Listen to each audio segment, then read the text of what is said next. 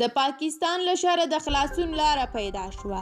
اوس به څنګه په پاکستان د جهاد اعلان کیږي؟ پاکستان به څنګه په خپل مرض اخته شي؟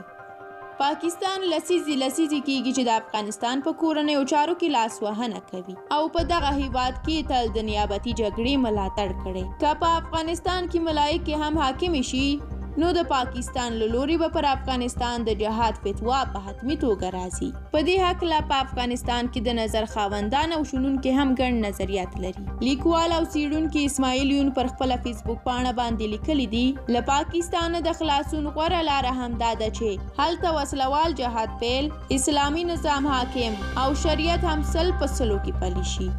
اوس مهمه مسله د طالبانو له راتګ سره پیل شوې. که څه هم زړه مسله کېدلی شي خو طالبان نوی رنګ ورکړی.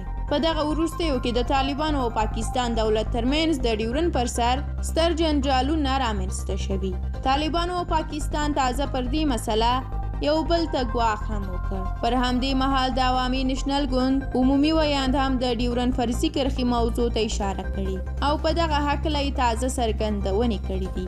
زاهد خان وویل د ډیورن کرښې هوکړه د 99 کلونو لپاره میر عبدالرحمن خان له انګریزانو سره کړې وه. وخت یې پوره شوی او د دې کرښې قانوني حیثیت ختم شوی. دا د پښتنو تقسیم دی. پاکستان کې څوک جهاد کوي؟